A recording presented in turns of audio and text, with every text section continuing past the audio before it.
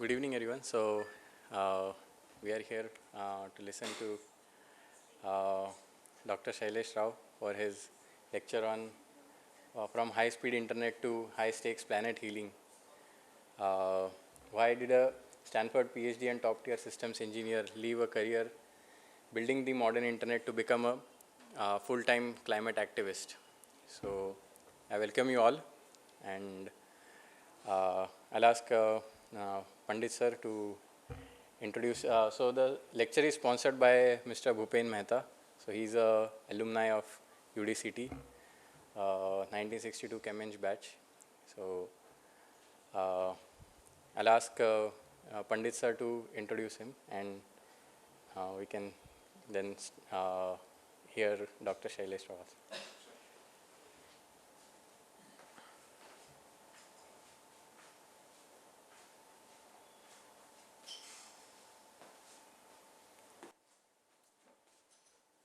Good evening. Dr. Shailesh Rao, thank you very much for agreeing to share your views and the initiatives. I think this is the second activity which Bhupen Bhai has started. I remember a similar activity not related to climate change, but related to the personal health without any medicines was initiated by Bhupen Bhai about a couple of years ago, where a lot of ICT faculty attended those discourses, were part of the WhatsApp group and then communicated in terms of changing the lifestyle which is necessary. Now this is in continuation with that, because change in lifestyle also needs to be supplemented by the surrounding climate, which should be conducive and let's say supporting to whatever self-help plans related to your health which you can carry out. Now I can see the title and I understand from the title that why the internet students or the internet researchers are moving away to climate change. As we learn more and more about capabilities of AI and GPT, people do not realize how energy intensive this entire internet thing is. And I think they do not realize that as more and more people start using AI, the energy demand is going to skyrocket. And where is this energy going to come from? There have been many reports in terms of two basic requirements is to keep the system under temperature control by cooling.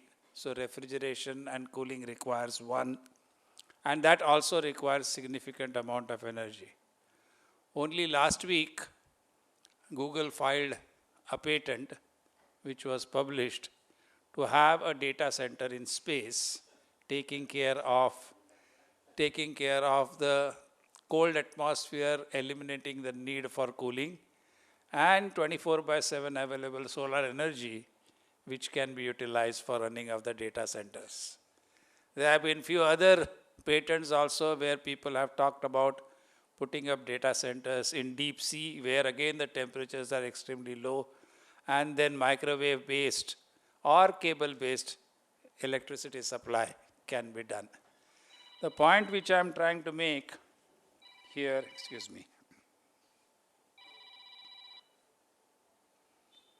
the point which I am trying to make here is, when we take something and try to take it to its extreme, as is happening in the case of usage of internet AI, it appears to be a fad without actually realizing how things are going to shape up at the end.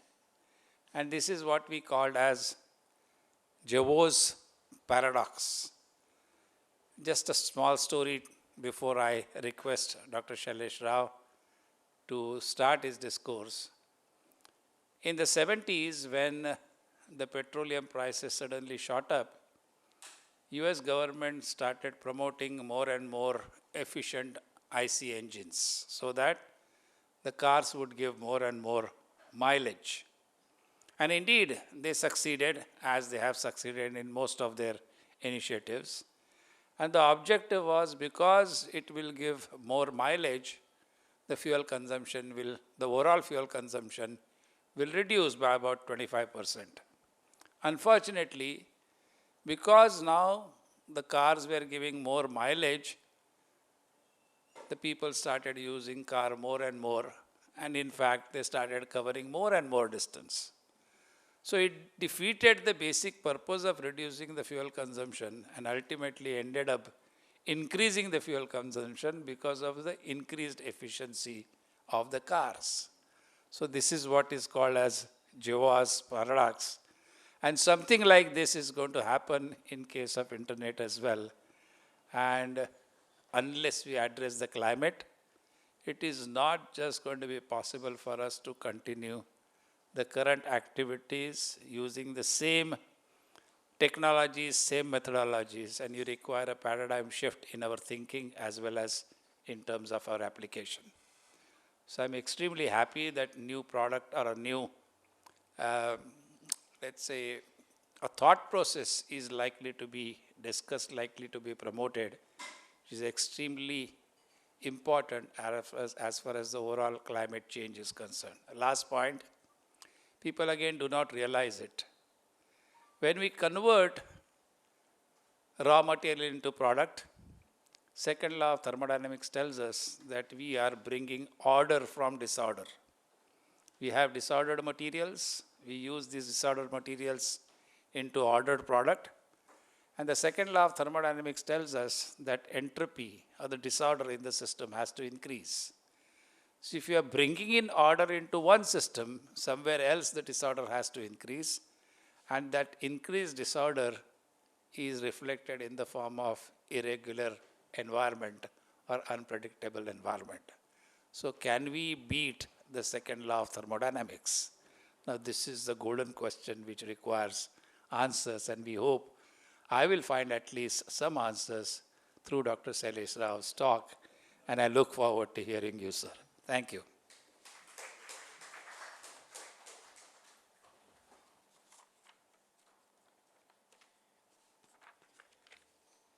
So I'll just briefly introduce Dr. Shailesh Rao. He's a distinguished systems engineer, environmentalist, and activist who transitioned from high-profile career in telecommunications, as we will see. He completed his BTech from IIT Madras, followed by Masters from State University of New York and PhD in Electrical Engineering from Stanford University.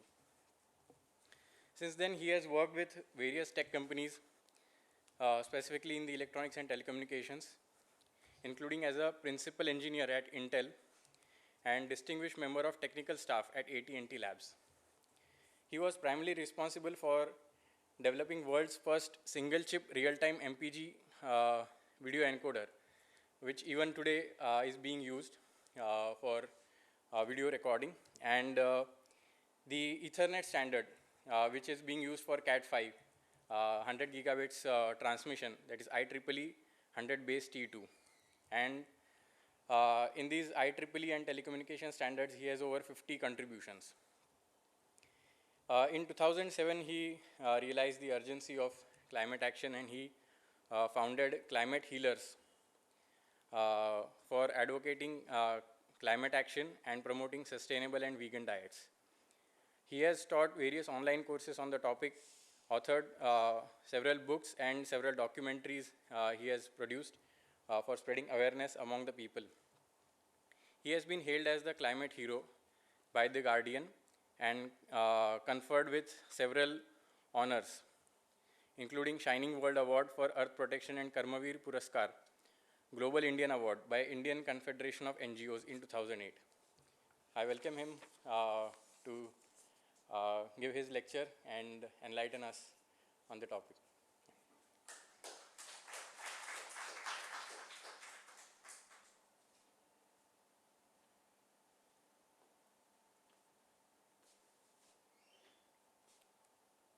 Yeah. So I wanted to talk to you today about Planet B. This is a book I wrote called There is a Planet B. And the proposition I'm making is that our Earth today is running an operating system called Planet A, which is literally killing us. And we have to transform to a different operating system on the same Earth, not go out into space like Google is trying to do. But there is a different way of living that we can do on this planet that would reverse the problem and solve what we are facing today. So I call this high-speed, high-stakes planet healing that we have to do.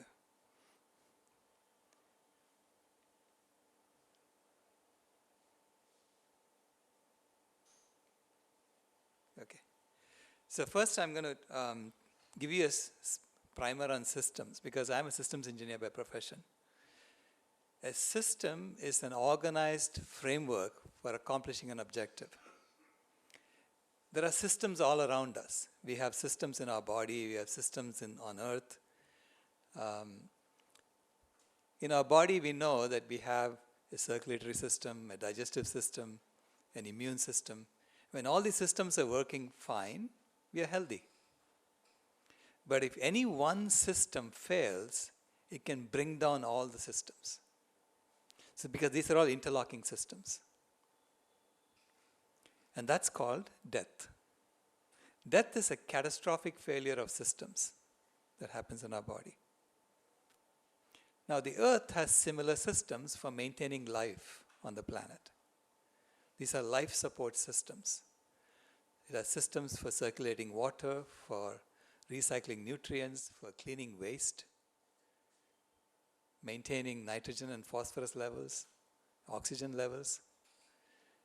Now, these systems are also interlocking, and they can also potentially fail.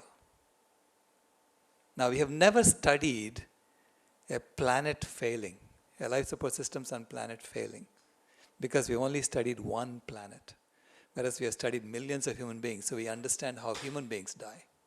We don't know how planets die. This is why we have to be, I want to bring the sense of urgency into this discussion that I'm doing now. Because what we are finding is that human engineered systems on the planet have been in opposition to the life support systems on the planet. And it has caused 7 planetary boundary transgressions on the life support systems of the planet. So if these are 9 life support systems, and if everything is in the green zone, then the Earth is healthy. There are 7 of them that have gone into the orange, yellow, and red zones, okay, and purple zones. So these are color-coded. If it's yellow, it means it has just crossed, and ocean acidification has just crossed from green to yellow. What does that mean? It means that the ocean has become a little too acidic, and animals that form shells are no longer able to form shells, and they die off. And when they die off, then they cause a cascade up the food chain. So that's the one that just got transgressed last year. The next is freshwater. The freshwater cycles, we have basically used up the freshwater cycles. We are not letting wild animals have access to freshwater, and they are dying as a result of that. So freshwater change is now in the yellow zone. Okay. Then comes land system change. Land system change is almost in the red zone. What does that mean? It means that we are using so much of the land for ourselves, there's not enough land left for wild animals, and they're dying as a result of that. So that's almost in the red zone. Then comes climate change. Climate change is actually the 4th out of the 7 planetary boundary transgressions. It's not even the worst. Okay? Climate change, there are 2 categories to that. There is CO2. The CO2 is in the orange zone. So CO2 levels have reached 425 parts per million, and they should be under 350 parts per million. Okay, that's in the orange zone. Now the heating on the planet is in the red zone. That's It's known as effective radiative forcing. The heating that we are doing as a result of all of our activities is causing an extra 3 watts per square meter of heating on the planet. And that's about 2% greater than what the sun is giving us. Sun gives us about 130 watts per square meter. So we've increased it to 133. Now, normally the sun increases by 1% every 100 million years. So you've done the equivalent of 200 million years worth of heating in 200 years. Now, this is like a fever that the earth has. And the earth is not able to handle this. Okay? The fever is now, it's like a 1.5 degrees Celsius fever, right? So that's in the red zone. Now, if it's in the red zone, it is enough to kill life as we know it. Okay? That's climate change. That's number 4. Then comes nitrogen and phosphorus loading. And that's in the red zone. That comes from all the fertilizer that we are using to rapidly grow crops for ourselves. Now, 99% of the fertilizer that we use on land runs off into the water. It doesn't stay on the land. It runs off into the water, and in the water it over-fertilizes the bottom of rivers, and as a result, the plants grow really fast in the riverbeds and in the seabeds. When the plants grow really fast, they die and they decay, and during the decay process, they suck all the oxygen out of the water. And then the fish die because the fish don't have any oxygen to breathe. And that's causing more death than even climate change right now among biodiversity. Then comes chemical pollution. And chemical pollution is in the purple zone. Purple means that it's at high risk of destabilizing the life support systems of the planet. Now, what does that mean? It means that I'm grateful every morning when I wake up and I'm able to breathe. Okay? It's at high risk of destabilizing because we have created about 350,000 novel chemicals that the earth has never seen before, and we are pouring it out into the environment. So we use about 2 billion tons of these chemicals every year, and as a result of our industrial processes, we are creating another 220 billion tons of toxic chemicals and pouring it out into the environment. And this is marinating. So this is every year we do this, 220 billion tons. This is the equivalent of 30 elephants worth of chemicals per person per year. Now, this is marinating on earth, and it's literally in all our plants, and it's in our trees. Because trees take the chemical pollution and they store it in their trunks. And they try to filter the chemical pollution out and just send pure water through the leaves. So the trees are very good filters. Okay? Now, by doing that, now we have created an environment where our animals are eating plants that are already contaminated with chemical pollution. So they are getting sick and they're dying as a result of that. Now we eat animals and we get concentrated doses of this chemical pollution in our bodies because the animals are storing all the chemical pollution in their bodies. So that's why it's in the purple zone. It's at high risk of destabilizing the life support systems. We don't know when the trees are going to give up and say no more. We're not going to be able to do this. So that's the worst transgression is loss of biodiversity. So biodiversity loss is the worst because all the other transgressions impact biodiversity. And wild animals are dying at an exponentially growing rate. So between 1970 and 2020, we lost 73% of all the wild animals on the planet by weight. And between 10,000 years ago and 1970, we'd already lost 60% of the wild animals. So it's compounded on top of that.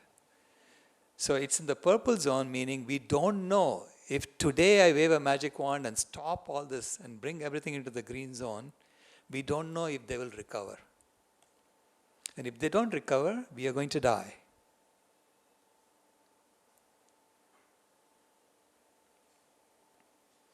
Now, why are we not addressing this? It's so stark. You can see why. that there is a problem. There's a huge problem. Why are we not addressing this? In fact, our mainstream media is only focused on climate change. They don't look at any of the other problems. Because we do what is known as the drunkard search principle in our system today. So the story is that there is a drunkard looking for something under the light, and the policeman asks him, "What are you looking for?" And the drunkard says, "I'm looking for the keys I dropped on the other side of the street." And the policeman says, "So why are you looking for the keys here?" He said, "Because this is where the light is." But this is exactly what we do in our system today. We look for solutions that can make money. If it doesn't make money, it is considered out of the realm of possibility. We don't look at it at all. We don't solve the problem. And that's why we are stuck in this system. Because if you look outside of climate change, you will immediately see that the food system is the leading cause of every other transgression. That's shown in black dots here. So the impact of the food system is shown in black dots. And you can see it's the leading cause of everything else. And we think it is not the leading cause of climate change, and this is why everyone is focusing just on climate change, and within climate change, just on CO2, so that we can all go and buy electric cars and solar panels and solve the problem. You're not going to solve the problem unless you address the food system. In fact, I claim that even in climate change, the food system is the leading cause. And within the food system, it is raising of animals for food. That's the leading cause of this. So I'll go through my analysis. I'll show you why it is the case. This is a block diagram from the Intergovernmental Panel on Climate Change. It shows how biomass is extracted from the earth and goes through the different blocks and finally comes to our plate on the left here. So there is the food on the left. You're right. Okay? And food is on top, then comes energy, and then materials at the bottom. And if you look at, oops, what did I do?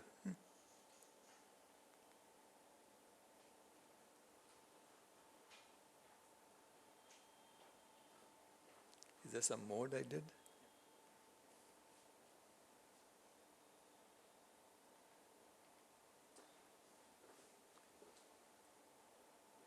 Yeah. Pointing is with this. The bottom, okay. So if you look at the thickness of the arrows tells you how much biomass is coming out of each one. So this is the thickest, it's 6.36 billion tons coming out of cropland.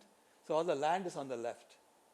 Grazing land, you can see 3.87 billion tons coming out. And so you see that the total amount of food coming to our livestock system, which is basically where the animals are, exceeds the biomass going for every other human activity combined. Okay? It's the leading cause of what we take out of the planet. Now, the animals are eating about 7.3 billion tons of food, and the amount of food they give us is 0.26 billion tons. That goes into this food processing block, and then a bunch of it gets wasted, and by the time it comes to our plate, it's only 0.19 billion tons. That means for every 1 kg of food that you get from the animals on your plate, the animals had to be fed 39 kgs of food. Okay? Now the animals are also providing us with 0.14 billion tons of other substances. That's the skin and the blood and the bones that go into these other industries and manufacturing. And then some of it gets wasted and that goes into the materials. So that's for all our shoes and glue and sweaters. I mean, not sweaters, even sweaters and jackets and things like that. Okay? So if I just look at the land use, this is all the ice-free land area of the planet. Okay? If you look at the ice-free land area of the planet, and you count all of our built land, all the cities and railroads and highways throughout the world and put it together, it's only 1% of the land area of the planet that we're using for that. So that's the bottom. Okay, that's cities.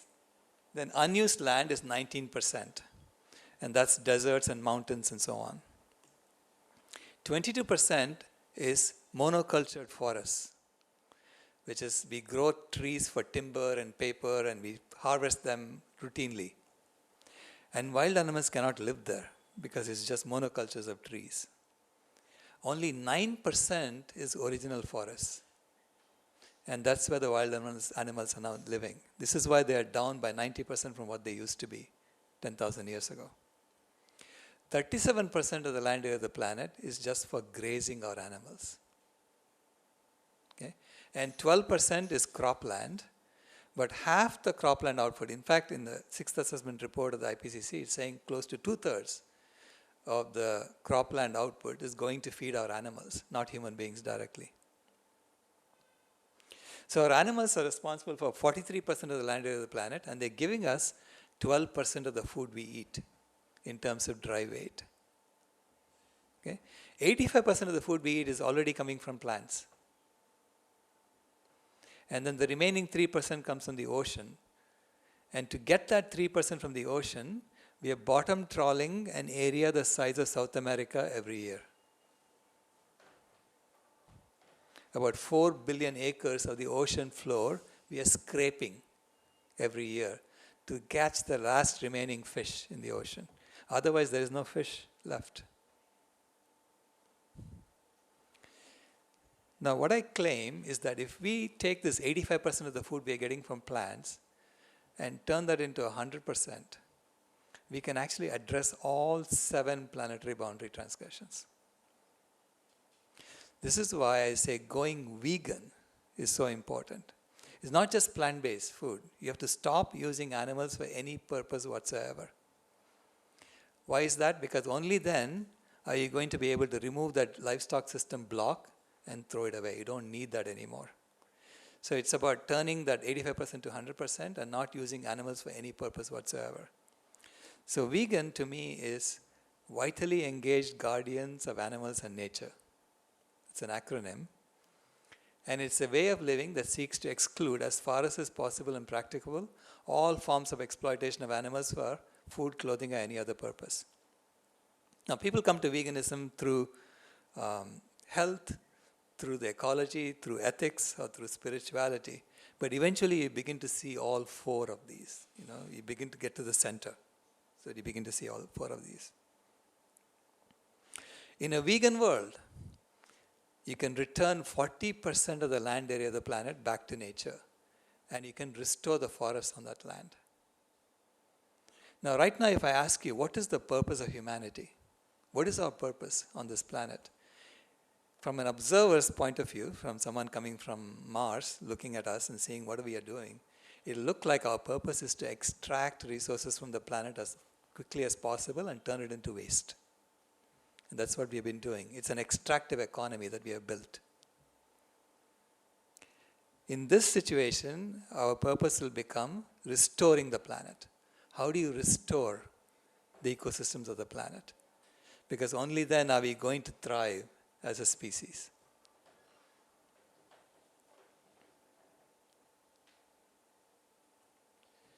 Now, if we did that, if you restore forests on 40% of the land, or the original ecosystems on 40% of the land, it will address all 7 planetary boundary transgressions. I'll show you how it addresses all of them. First of all, in order to raise animals for food, we have cut half the trees on the planet. There used to be 6 trillion trees. Now there are only 3 trillion trees left. Now, when you restore 40% of the land, you can bring back those 3 trillion trees. And when you do that, you will sequester carbon from the atmosphere. And that will reverse climate change. It will also restore the water cycles of the planet. It will give land back to animals, which means you're going to overcome the land system change and the freshwater change. And as the CO2 in the atmosphere comes down, the ocean becomes less acidic. So you can address the ocean acidification problem. Okay? you are going to eliminate at least 25% of the industrial cropland because you don't need to raise food to grow animals, which means you're going to reduce even the nitrogen and phosphorus loading. So that also goes from red towards green.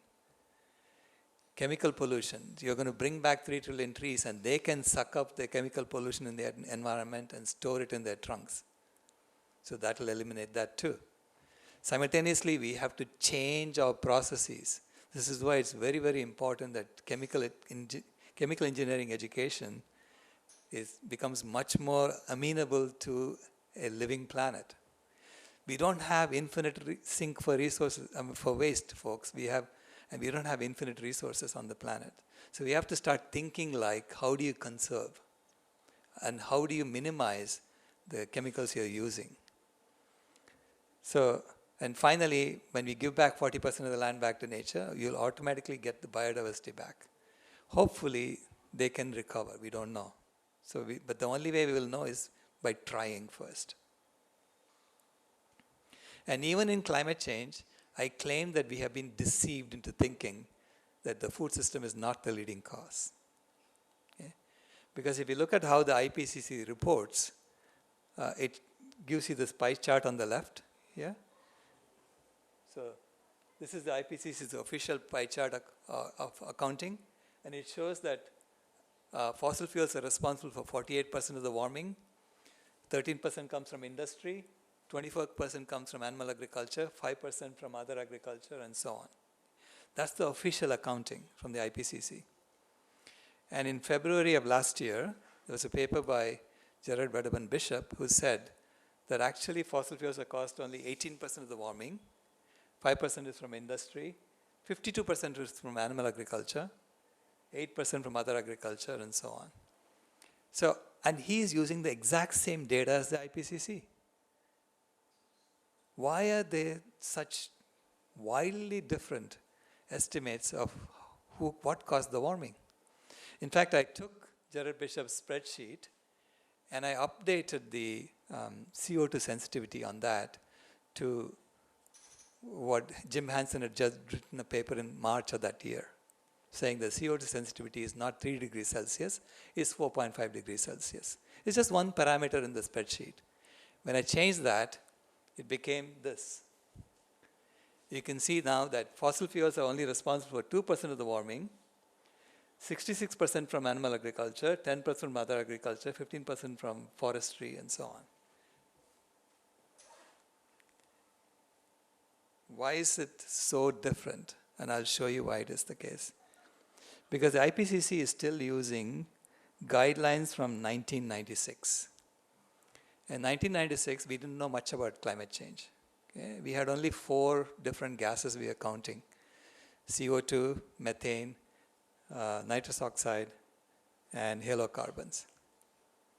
So only 4 gases were being counted, and that's what the IPCC is using.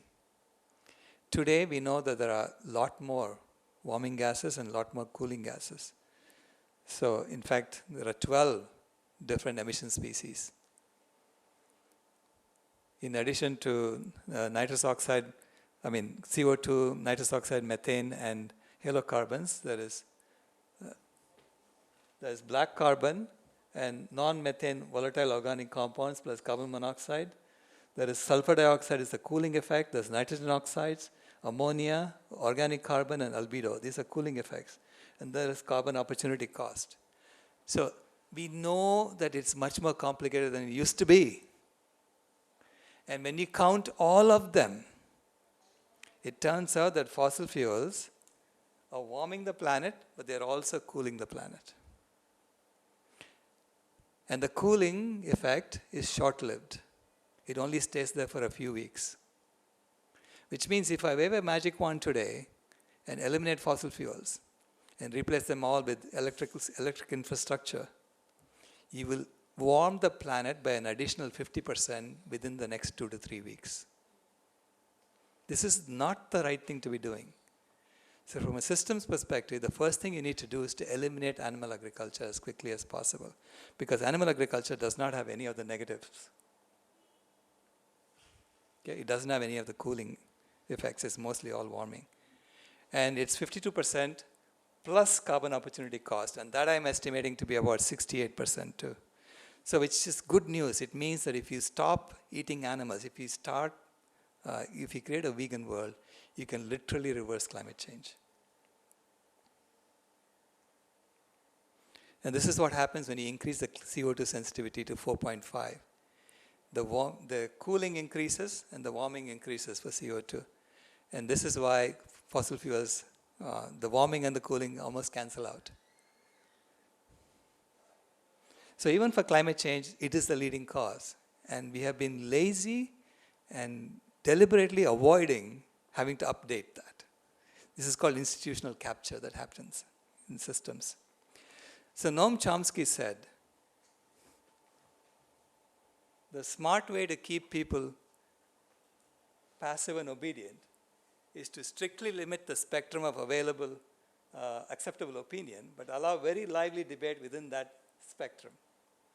Even encourage the most critical and dissident views. So everybody is arguing about just climate change. Okay?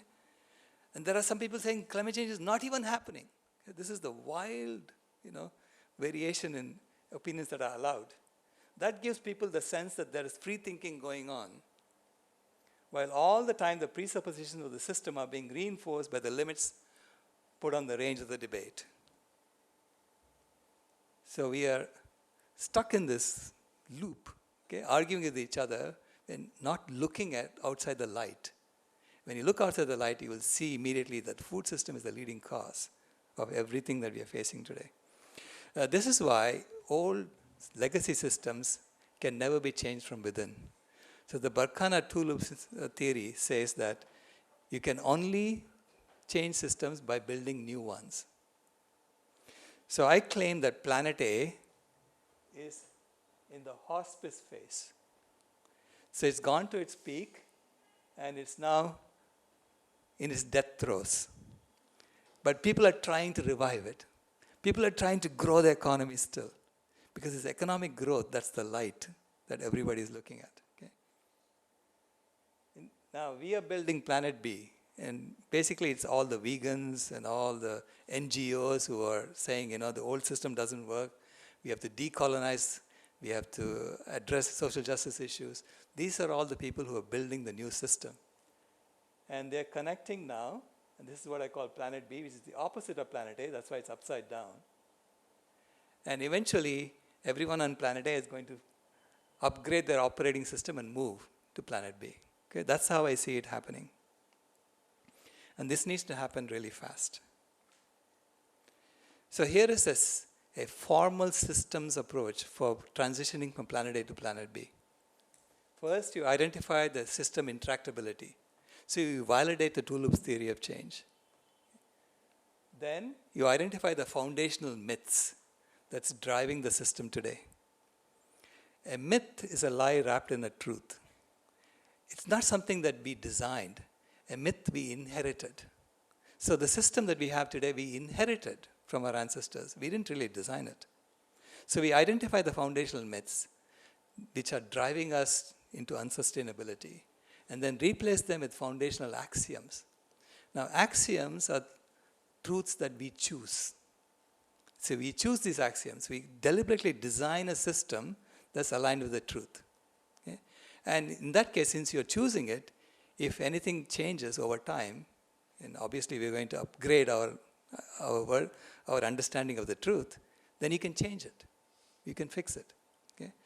So you replace foundational foundational myths with foundational axioms. And then you drop invalid goals.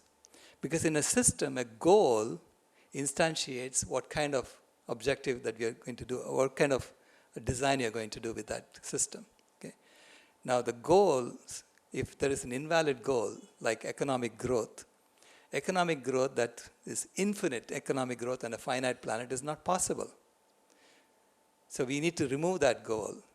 And then we have to instantiate a valid goal, like zero animal exploitation.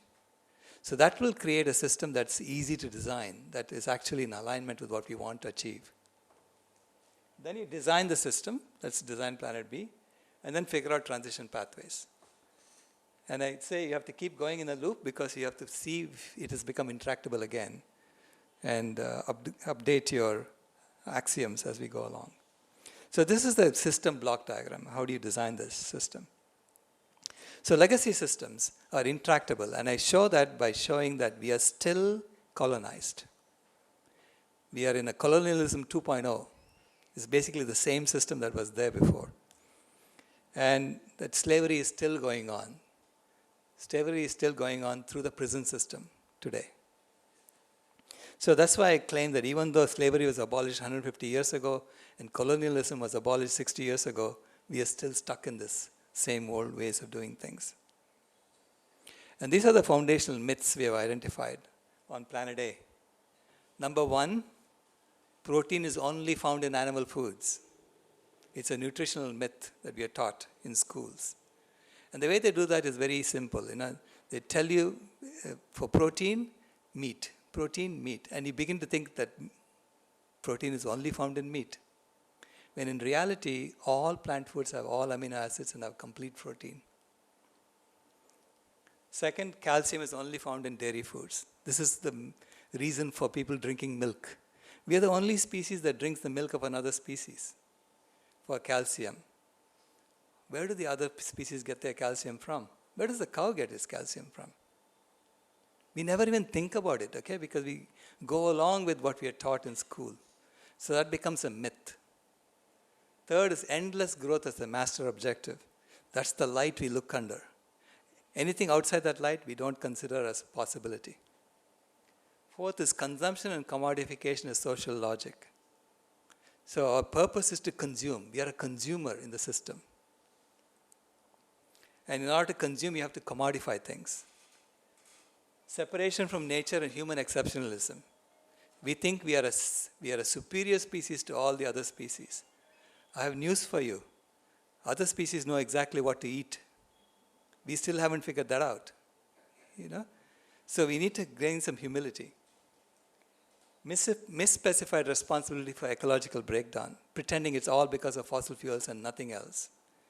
And finally, technological solution for environmental constraints, thinking that there will always be a technological solution coming down the road so we don't have to change our behavior. Right now, we have hit the limits of the planet and there is no other technological solution coming for us. We have to address this at the root. So the root cause analysis. So the foundational axioms I'm proposing are these: interdependence of all life, non-violence and zero animal exploitation, sufficiency over growth, honesty and humility as design criteria, universal provisioning within planetary limits so that you don't have to keep 800 million people hungry at all times. You can actually make everybody, give everybody food so everyone has food. Distributed participatory governance and technology subordinated to life. So technology is here to serve life, not the other way around. Okay? So these are some axioms you build the system on. And then you show, for instance, through lab data, that all plant foods have all amino acids and have complete protein. In fact, the University of Minnesota has a database with 10,500 plant foods that show that all of them have all amino acids and have complete protein.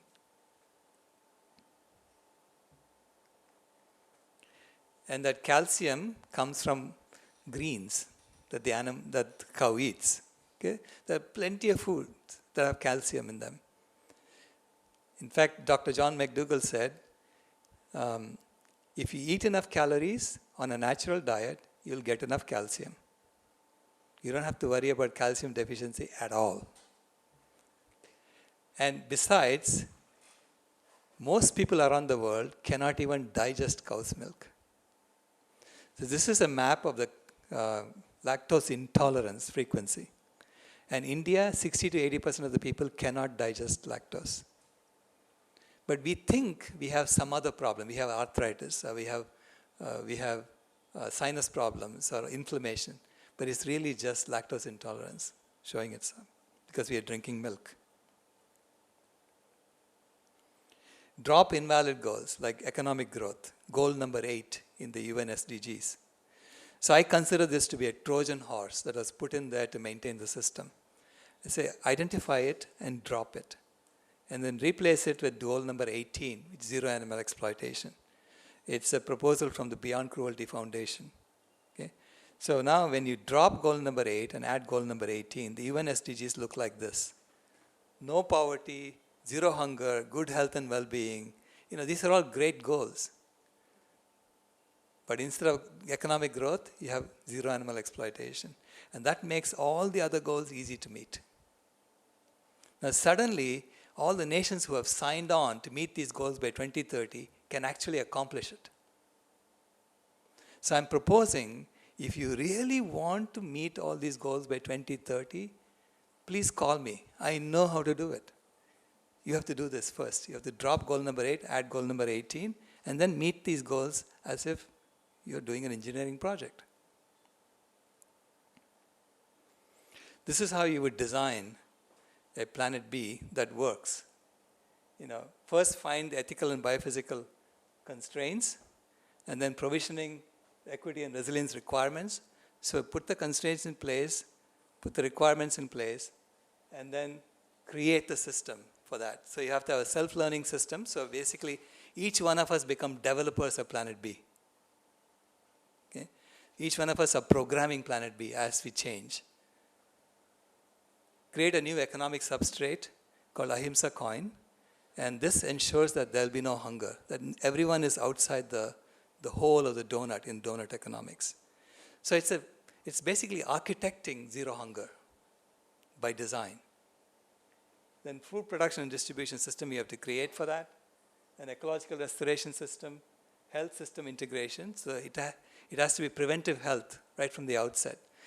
Right now we have a disease model. So we even deceive our children into eating candy when they're young by putting candy at eye level, get them addicted, and then give them milk so they get them addicted to that, and then they get sick as they grow older. They'll get diabetes, heart disease, and so on. And then you give them pills and procedures. So it's a disease management system is what we have today on planet A. Instead, it has to be a preventive health and health integrated system. Finally, governance and participation has to be distributed, and a planetary monitoring system so that we see that all the red is coming back into the green. So we need to monitor that we are meeting our objectives. And so this is how you do a transition pathways. First, normalize plant-based living fast. I appeal to all educational institutions. You are at the forefront of knowledge. You understand what I'm saying. So please make sure that plant-based foods are default in your cafeteria. So by default, it should be healthy plant-based foods. If people want to eat dairy or other animal foods, they have to ask for it and they have to pay extra. So you're now creating a system in which you're normalizing behavior that's good for you, good for the planet. Transform institutions simultaneously. So all the institutions have to want to live on a planet that thrives. And when you do that, you have to transform your syllabus, your courses. Literally there's a lot of work to be done to get us online, in a sustainable way. Frame veganism as a justice issue. It's not a personal choice. It's a justice issue, justice for the animals, justice for the planet, justice for all of us. We should not be factory farmed into having diseases all the time. Okay? That's a colonial model that we have inherited over time. Leverage technology and media. So we need to use media to promote this idea of Planet B. Finally, build minimum viable experiments in 10 to 20 cities, in land corridors and economic ledgers to show that we can implement this Planet B model and iron out the bugs. Nothing is going to be perfect when we start. But we have an intention to do it right, then we can figure out how to solve the problem. Make plant-based the easy, affordable default everywhere. Okay? And finally, activate courageous leadership. That's what's lacking. People are afraid to tell them, look, the IPCC is still using 1996 guidelines. Am I the only one who notices this? No, the climate scientists know it, but they're afraid to say it because they'll lose their funding. Do they not know that eating animals is the leading cause of all of these transgressions? Of course they know it. I'm not telling you anything new. But they don't want to say it because they'll lose their funding.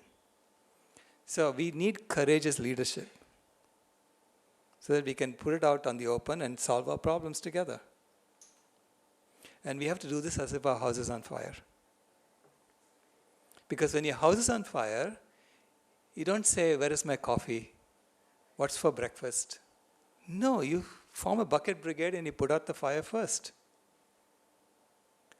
And we have to act like that on this planet because our planet is on fire. There used to be 3 transgressions in 2009. It became 4 transgressions in 2015, 6 transgressions in 2023, and 7 transgressions in 2025. It is getting worse and worse and worse. When will we wake up and take action to put this in order? We have to act as if our house is on fire. And Planet B is already being built. So it just needs a little bit more support. If you look at all the vegan restaurants around the world, all the vegan projects, this is what it looks like. It's all over. This movement is distributed and is happening everywhere in the world simultaneously because the reason for making this happen is everywhere. And I see this as the hero's marathon journey for humanity. Our ancestors lived in Africa 50,000 years ago. And they migrated out of Africa and went to every part of the world during the previous glaciation. Okay? So imagine the difficulty they had. They had to walk across ice bridges. They didn't have anywhere to eat. It's not a supermarket that you could go and get food from. So after all that struggle, during the current the warm period, which happened 10,000 years ago, it came out of the glaciation into a warm period. We started agriculture everywhere, and we heated the planet. So our ancestors and our animals together, we heated the planet, we kept the temperature constant for 10,000 years so that we can do agriculture. If we hadn't done that, the Earth would be back in glaciation now. It would have gone back to glaciation 5,000 years ago. And then over the last 200 years, we increased the temperature by 1.5 degrees Celsius. And in the process, we built all the technology we need to become a conscious thermostat species. So we are called to maintain the life support systems on the planet. As a species, if you can break the life support systems, you own it. We own it. So which means we have to maintain them and stabilize them and maintain them forever. Our generation has to make that switch. You cannot keep heating. We have to start cooling. So we have to reverse from red to blue. So that's like taking a U-turn. So it's as if we have been running a marathon and we have gone 26.197 miles out of 26.2 miles. We have only 14 feet to the finish line of the marathon. But you have to make a U-turn to get to that finish line. But it's a choice. If you go straight, there is a fast food place there with a clown standing outside saying, come, come, come. And you know that if you go in there, he's going to kill you. So what choice do we have? We have to do this. So anyway, I've written books about this. You can download, there is a Planet B from the website there. And there's a paper that I wrote, like a summary that you can read. It's only about 4 pages. That's this link. And this link is a academic paper that got published in the Journal of Planetary Science. Journal of Planetary Health, I believe, yeah. And so you can download that and read it. So it goes into the formal proposition of what Planet B really is. Now I'm writing a book right now. In fact, I've been writing a book for the last year called A Guide to Planet B, a definitive guide to Planet B. So to me, Planet B is a different operating system on the same planet. So we have to, it's like Windows versus Mac OS. We have been running a very buggy Windows on this planet. We need to create a different operating system that works. So thank you very much.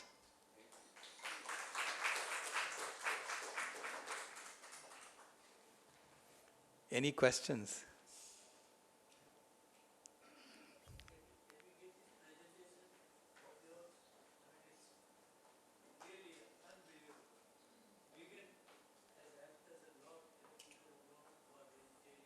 Right. Hello.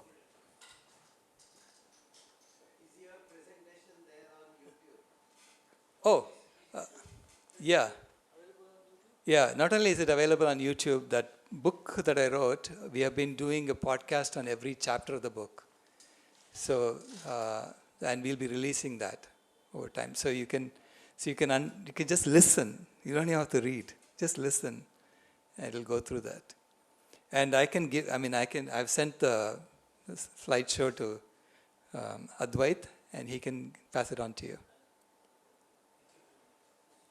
Yeah. Good evening, Dr. Sailesh. I'm Navjeet Kaur, working in the Department of Biological Sciences here in ICT. I first of all thank you for visiting our institution and presenting this much insightful talk that is the need of the hour. And I've been following you since a couple of years, heard several of your podcasts and been vegan since the past 5 years. I have a lot of things that I feel like speaking, but I'm going to select only one, keeping in mind the constraint of time. I haven't yet got a definitive answer to the vitamin B12 issue. I do understand that animals also don't produce B12, it's only the soil microorganisms that are responsible. But what I often wonder is that about 50, 60 years ago, when many people were not consuming as much of non-vegetarian or animal-based food, I'm sure they didn't have issues related to B12. And I kind of have a theory in my head that maybe because the food that was grown was very close to the soil, and we were not very fanatic about washing each and every bit of soil that was left on it.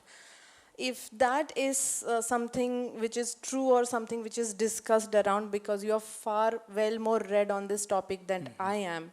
So I would like your insight to understand that how was B12 managed before the world transitioned into this heavy amount of animal consumption of products?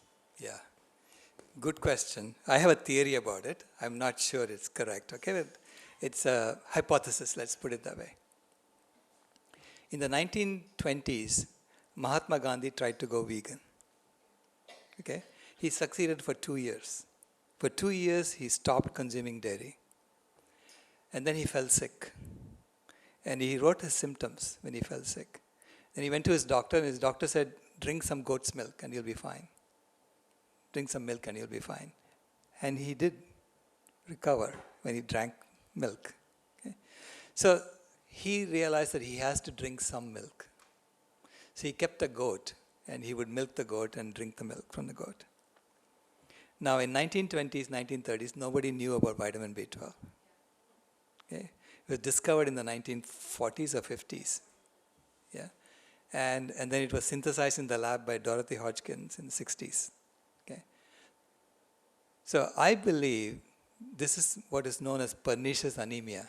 We used to get something called pernicious anemia in the past. That was the symptom of B12 deficiency. It's been there throughout. And this is why I believe that our ancestors told us to celebrate festivals with animal foods and to give it to everybody so that everyone has access to some animal foods a few times a year. Okay? So that you overcome this pernicious anemia issue. That's my hypothesis, okay? Because we are the only species that washes its food before eating. No other species does that, okay? Now, I've thought about the rishis used to go up the Himalayan foothills and meditate for the rest of their lives, and they used to eat whatever was there available to them.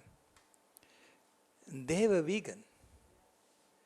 but they didn't have access to water all the time to wash their food. So they probably eat the fruit directly, and they were getting the vitamin B12 that way.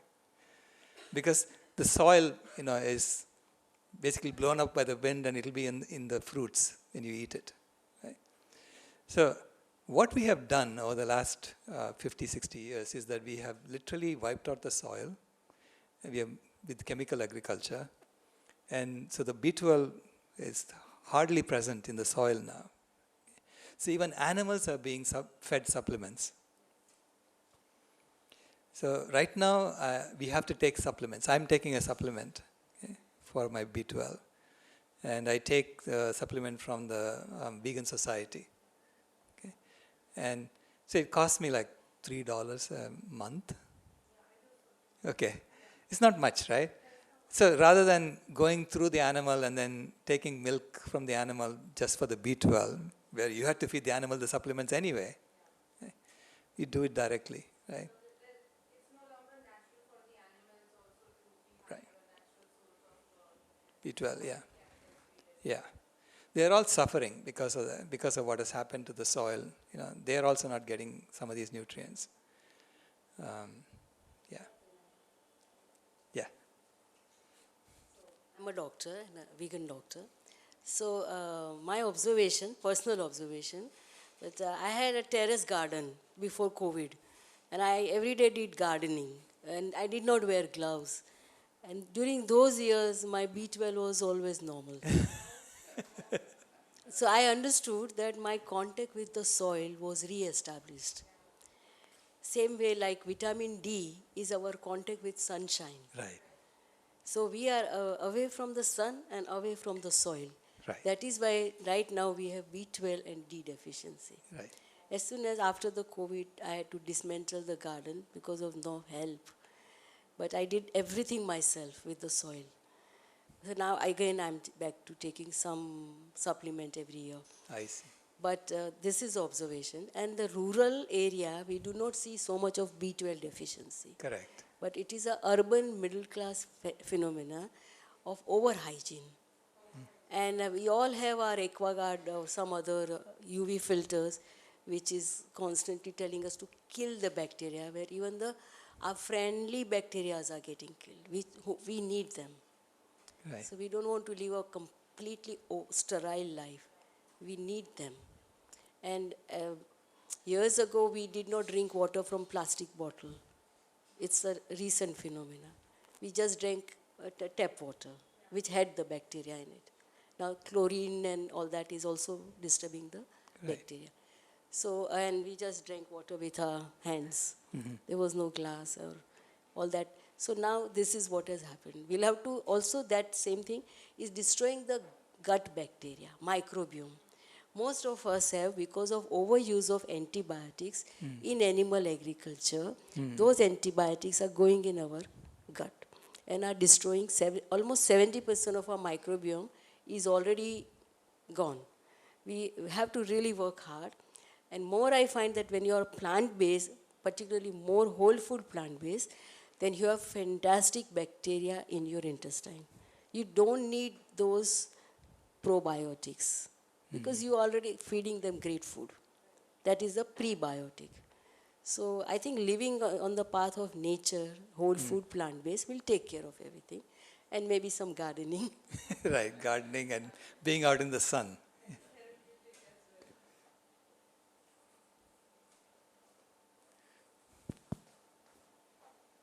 Excellent talk, indeed. Very thought-provoking. Made me think. And of course, this is what I have been also promoting. The more we have moved away from nature, the more sick we have become. Right. Straightforward. We were in nature, we are following things as per the nature's availability provided by the nature, and we were quite happy. Consumerism, of course, has really killed, and the entire orientation has changed. Right. There is one particular concept which is also similar in terms of the boundaries or crossing of the boundaries which you talked about. Is, I'm sure you must have heard it, is the Earth Overshoot Day. Mm-hmm. Yeah. Right? How does that concept fit into what you talked about. Because to the best of my knowledge, Earth Overshoot Day is only in terms of energy consumption and incident energy, and it doesn't take into account anything else.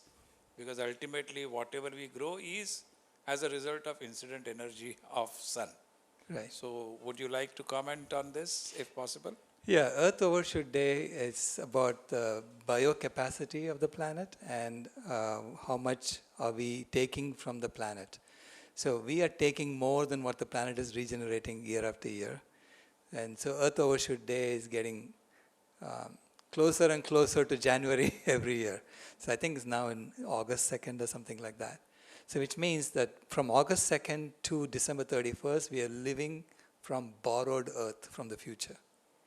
Meaning we are making things worse for the next generation by living that way. Okay. Now different countries have different country overshoot days. Yeah. So, and this is the problem I'm bringing up, is that even countries with overshoot days in March, meaning if everybody lived like people in that country, we would be finished with what the earth has produced by March 10th. Okay. I think March 10th is US. Those countries are also trying to grow their economy. I mean, when do you stop? When it gets to right? This is why infinite growth on a finite planet is not possible. And we should not be using currency systems that require growth. So we currently have a currency system that requires growth. This is why everybody is trying to grow the economy. If you don't grow, you're going to suffer in the currency system. So we have to design and implement a currency system that goes with normalcy, with sufficiency. Okay? So we have designed something like that. We call it the Ahimsa coin economic substrate. And I'm offering it to people and saying, try it out. Maybe a city can try it out, maybe a small village can try it out, and see how it works out for all of us. Because we have to do these experiments now.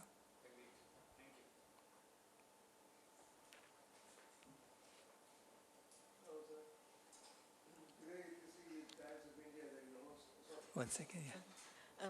So my name is Aarti.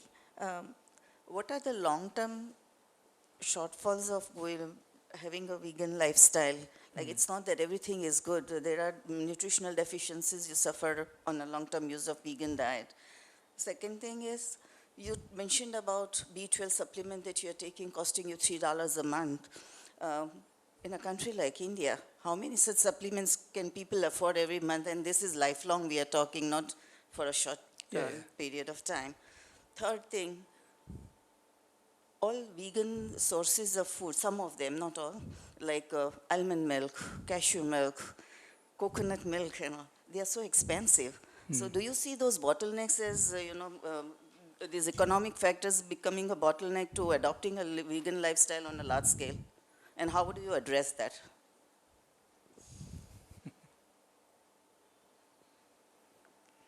Yeah, Dr. Rupa Shah brought me these, dairy alternatives.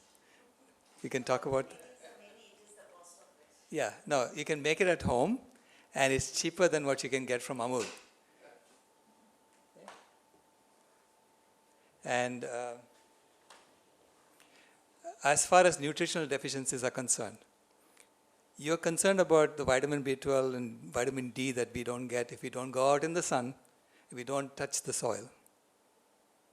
That is true whether you're vegan or not vegan. In fact, most of the people who have vitamin D deficiency and vitamin B12 deficiency are not vegan. Okay? It's in the general population. You should be much more concerned about the fact that people who eat the normal diet that we have been fed, 95% of Americans are deficient in fiber. Nobody even talks about it. They are getting obese and sick. To me, obesity is a sign that your body is saying, I'm not getting enough, something is wrong. And it's eating more and more and more to try to get that. And there's a deficiency there. There's magnesium deficiency, there's potassium deficiency, all kinds of deficiencies that are there in the American population.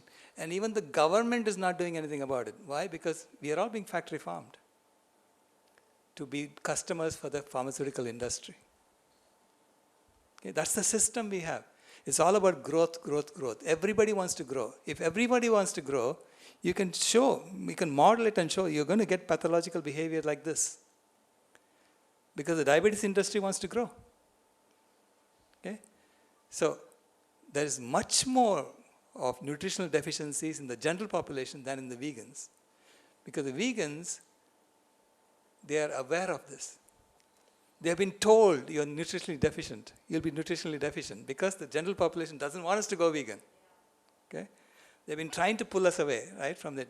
So we are being more careful about it. And all you have to do is to eat a variety of plant foods and you will get everything you need. Okay? So in general, when my blood tests look great, and I've been vegan for 18 years now.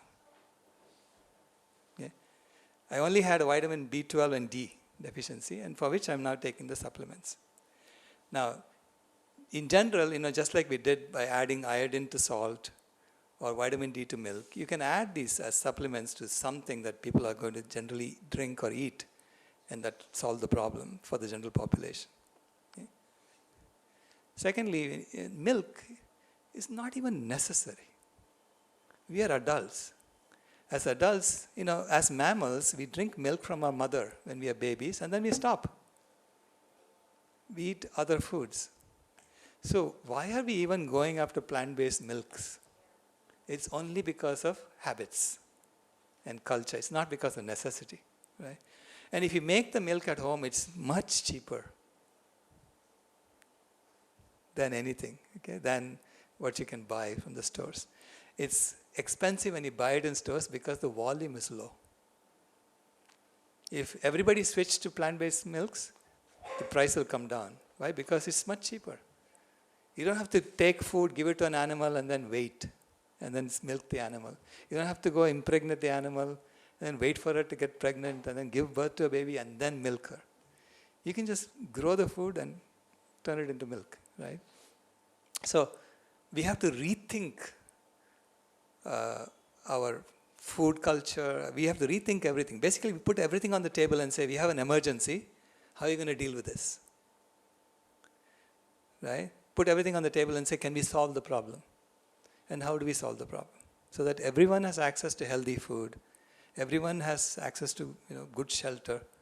And then we are all restoring the planet. Because you look at, why do we live in cities in the current system? Because the system is all about extracting from the planet. And you live in cities to congregate, to figure out how to extract from the planet more efficiently. So you're directing others to do things for us. Go raise cows and bring me the milk. So through the money system, we are creating all these flows in the system, right? And so if your purpose is to restore the planet, you have different ways of organizing yourself. You have different ways of eating. You have different ways of doing everything. We have to think like that. Yeah. Thank you. Sir, the vitamin B12 and D are very cheap in India. Yeah. This very and the second thing is that those are the only two supplements that we will probably right now need because we don't have a long-term solution yet sorted. Right. And secondly, the gift of health that comes by being vegan for the self is much more rewarding, that you don't need that many hospital visits and doctors or that many sick days. So in the long run, this is highly beneficial already. I agree with her because I used to have arthritis since the age of 40, okay, and I had severe inflammation. And once I went vegan, it just disappeared in 1 month. And I started jumping up and down saying, I feel like a 16-year-old again,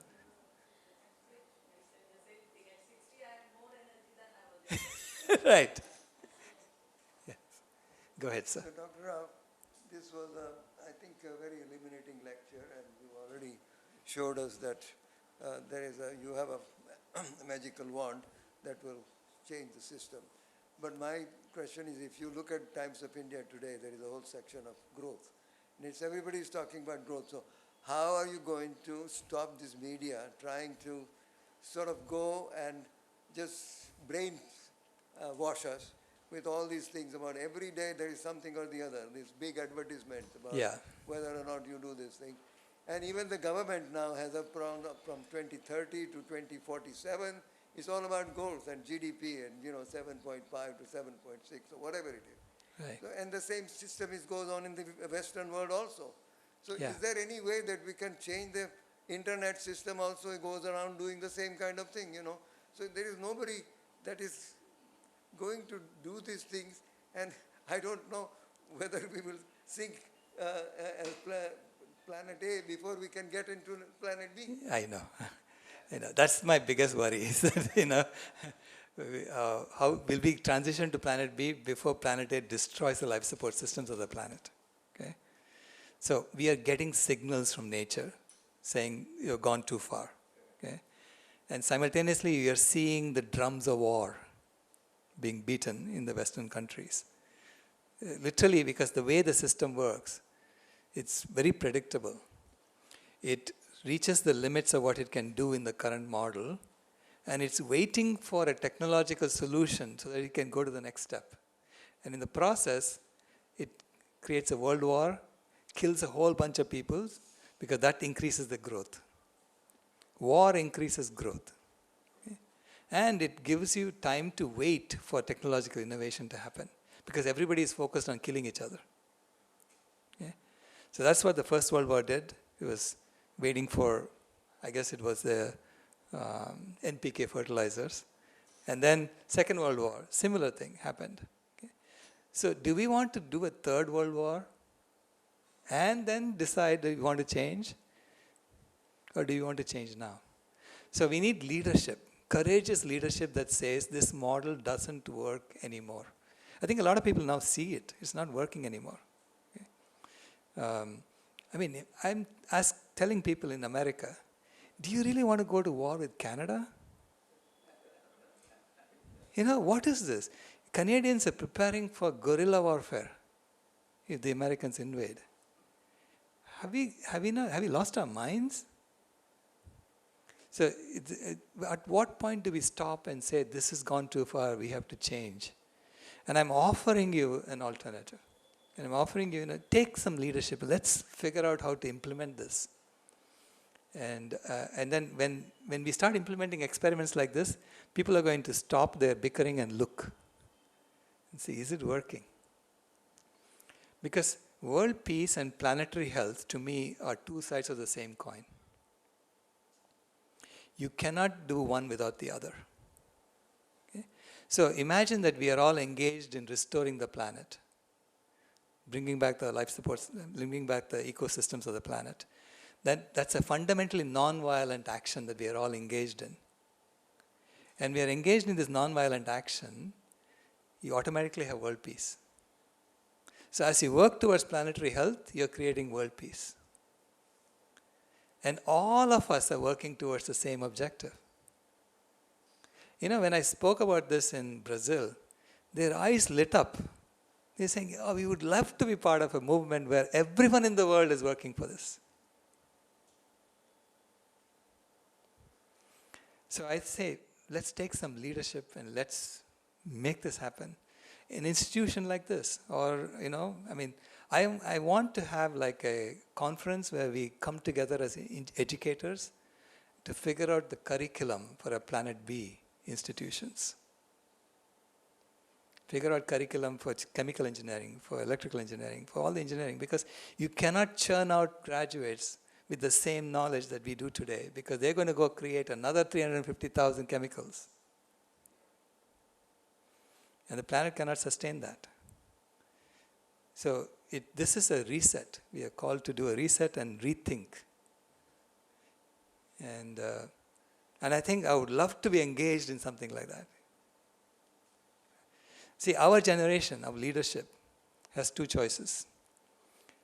Either we let it go and we'll be known as the generation that lost the planet, or we solve the problem and we'll be known as the generation that saved the planet. Assuming there is a future generation looking back to see what we are doing.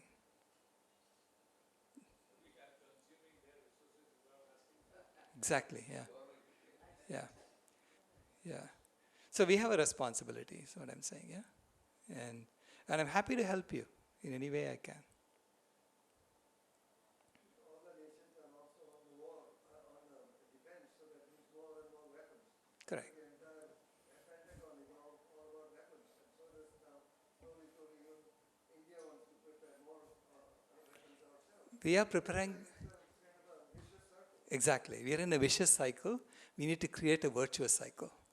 So virtuous cycle meaning, restore the earth and feed everybody healthy food and get everybody healthy again. So imagine diabetes rates going down, heart disease rates going down, and that should be the metric you're designing for. And we need to hold our government's feet to the fire and say, that's what we elected you for.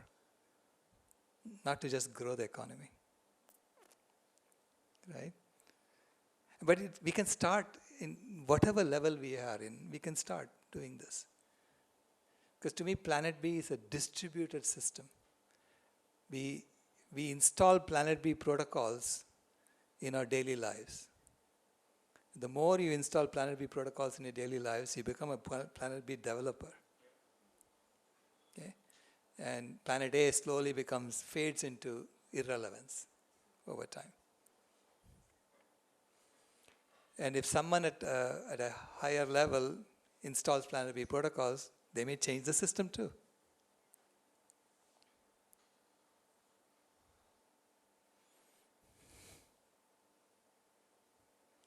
So I'm here, I'm your servant, I'm willing to help you in any way I can, and I'm looking forward to this work.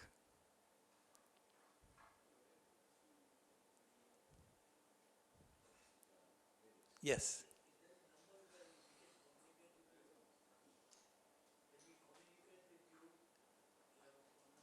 Oh, sure. My email is there. Yeah. I have, some heart issues and keep reading about something about this. And what I came across that there is something called homocysteine.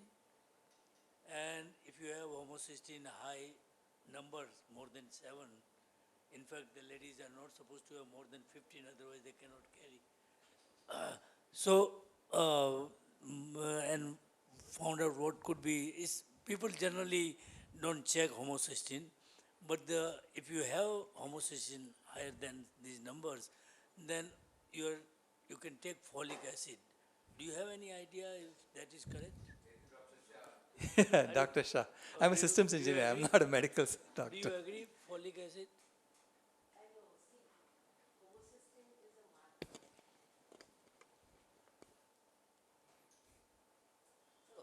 I'm a medical doctor and vegan for 18 years now. Okay, so modern medicine is telling you to look at your heart, your kidney, your eye differently, and you go to different doctors. That's where the failure is. They don't even talk to each other half the time. You don't get heart disease just like stand alone or something. You have to take into consideration the entire system. Homocysteine higher can also be there when there is vitamin B12 deficiency. So first, B12 needs to be tested. In B12 also there are 3 different kinds of tests. The one which is routinely tested in the lab here in Mumbai is not sufficient. So there are 2 more tests that we do and then find out the exact level. So if your vitamin B12 is less, your homocysteine will be higher. So in that case, we don't look at the heart disease risk. So eliminate in case.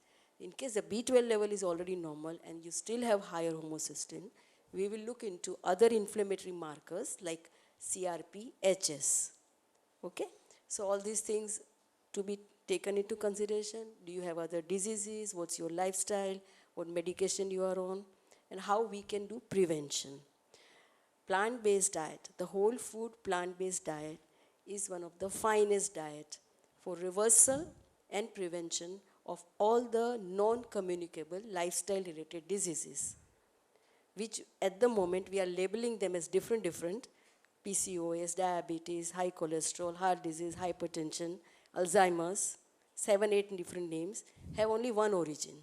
Just go on a whole food plant-based diet. And if you're a vegetarian, the mistake is made in taking the dairy products, which is a non-vegetarian product. Yeah.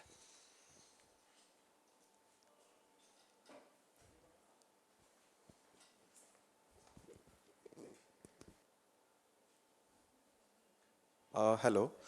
So I actually don't have a exact question. It's just a comment or a suggestion which I want to make. So I have been working in food engineering and technology department, and what we are seeing is like since the past entire decade, there has been an increase in vegan related products and product development. Right. But what I identified was there is a kind of a fad of an alternative vegan diet. Like for example, if you're talking about milk, then people will come up with, okay, alternative to the dairy products. If you're talking about meat, then people will come up with an alternative for chicken nuggets or something like that. Right. I have been closely associated with a few of the process developments and or the product developments. And what we observe is that when we try to make these alternative products, a lot of waste is generated. And for giving the same texture or same flavors or same taste, Right. we add a lot of chemicals. So what I identified from your like from presentation is that okay, so then that is also giving like a boost to that industry, right? So those flavors and industries like it is like unnecessarily being produced. Like if there were just meat or milk products, then those products were not at all necessary, those flavors and all. But just because people are more concerned about these alternative vegan products, like people just like a lot of research go in that area. Not about research, I'm like a lot of product development in that area Right. creates a lot of waste. That's what I'm trying to say. And also, whatever products are made, see, first of all, they are not up to the mark of nutritional requirement of what we get from milk or meat. So I suggest that when you are like promoting a vegan diet, you should also say that it should be minimally processed. And there is no need of alternative sources because in first world countries like America, they have a lot of thing of vegan alternative for this, vegan alternative for that. They are having contest on TLC and Discovery about some vegan alternatives for burgers and all. So that is actually not needed. So what like I understood from this is that we don't need any alternatives. So we need something like direct consumption. Like I think the Indian culture, what we have over here, how like we eat the food the way it is, and we don't need any modifications to match any alternative, like to match its non-vegetarian counterpart. So I think that should be the one thing which should also be promoted. Absolutely. So not just the vegan alternatives. So it should be the vegan alternatives should be removed entirely. So we shouldn't be talking about dairy alternatives or meat alternatives at all.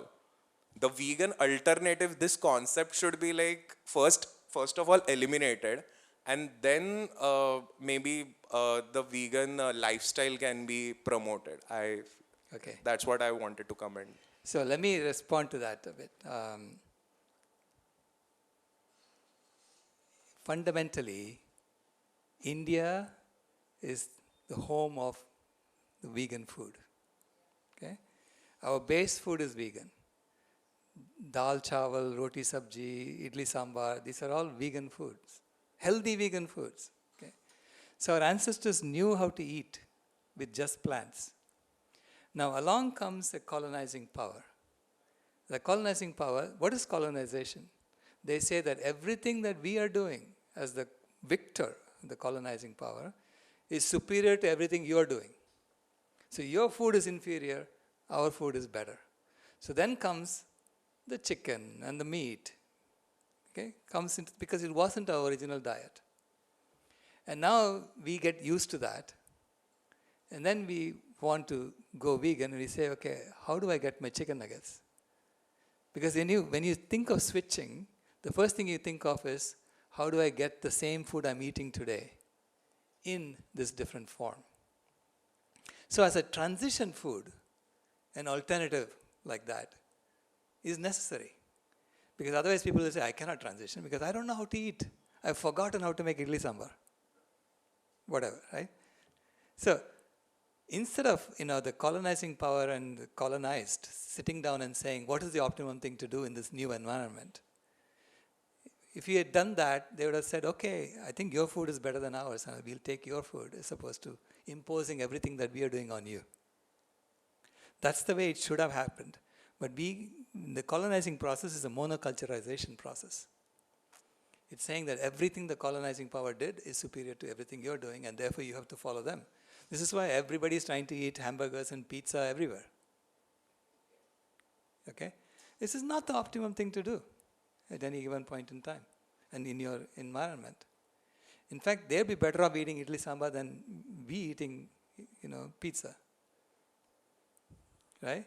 So it's doing it rationally, figuring out what is the right thing to do. But then the transition process it's helpful.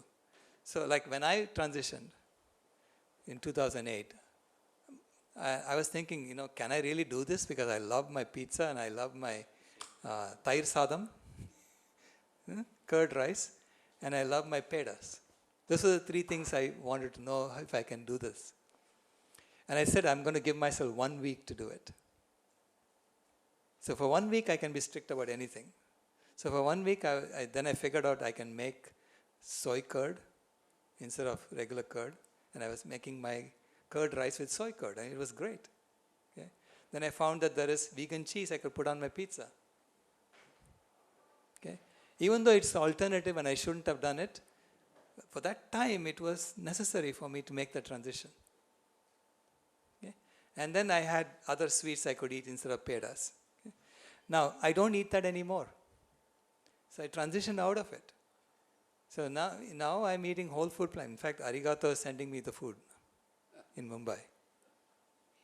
Okay, so I don't even know what I'm getting. So every day it's like a mystery. I get this package and I open it up and I say, aha, that's what it is. Right? So there's that, when you cook together, it's like, why is Arigato a good way of doing it? Because she's cooking the same thing and then she's sending it to everybody. It's not like I have a menu with 100 different items and I choose what I want. That's a source of huge waste. Because you have to keep the ingredients for all of those items, because in case somebody orders it, you have to do it for them. And then they get spoiled and you throw it away. Okay? So our system is designed for waste right now. Because the system is designed to make sure that the richest person has access to the most exotic food at any given time. That's what it's optimized for. It's not optimized to make sure that everyone has access to healthy food. If you design a system for that, we know how to do it with very little waste. It's not that hard. Yeah? But as I said, for a transition process, people are going to ask for it. So you keep it.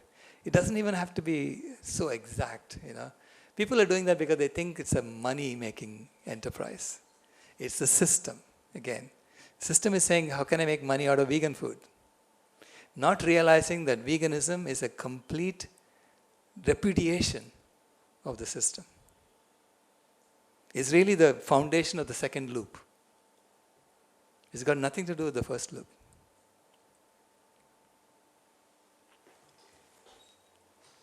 Tea and coffee are the best. Yeah. Tea and coffee are not easy to give up initially. Right.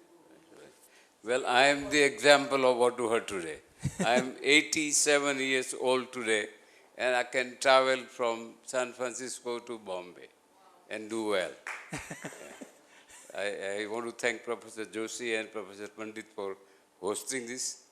And I see many of my family member friends, and there's one of my classmates here. I think he was He's there. Only one classmate here from 1962 batch. So I'm happy to be here, happy to sponsor, and please enjoy the vegan dinner. Thank you. Why don't you share how you became vegan? I became vegan because I was having few health challenges, diabetes and other problem, weight, and my wife was also having the similar problems. We both decided that we will keep the normal Indian dal bhat chak rotli, but we will stop drinking dairy and get used to almond